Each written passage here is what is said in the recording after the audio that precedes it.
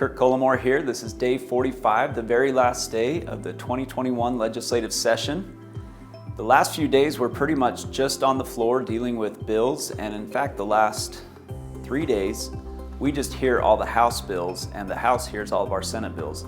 In my role as the assistant whip, my job is to run back and forth between the Houses, the House and the Senate, and I take the House's list that they want to put up on our board, review all the bills, discuss any bills that we may need to with members of our caucus and members of our body, and then we put up the prioritized list, and that's how the process works. And the same thing happens on the other side.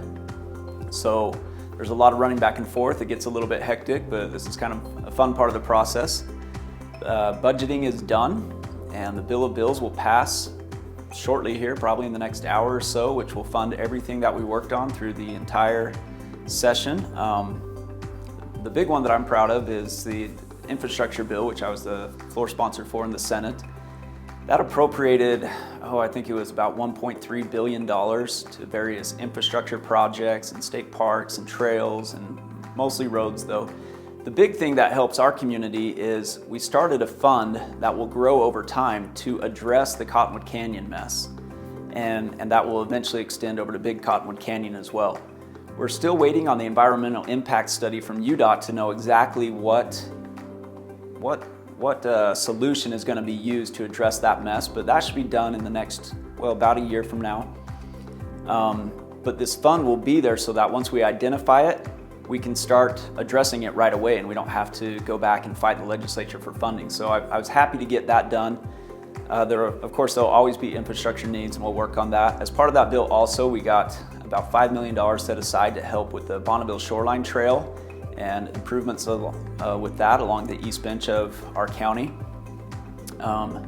Some money is coming to Sandy City and Draper and Cottonwood Heights to address local road issues and other infrastructure projects. So it was a really good year for infrastructure, and I was happy to be a part of that. I appreciate all the emails, all the comments this year. It's been very instructive and helpful. There's a lot of bills that come through here, and so the work begins already for next year. You know, we'll take a little break, and then we'll start vetting bills and vetting ideas to go for next year. We'll probably have a special session in a month or so from now because we've got a lot of federal funds that are coming in with this proposed next COVID relief package coming out of DC. And so we're going to have to address that and make sure that gets all appropriated properly in the state. So appreciate your engagement, and we'll talk to you soon.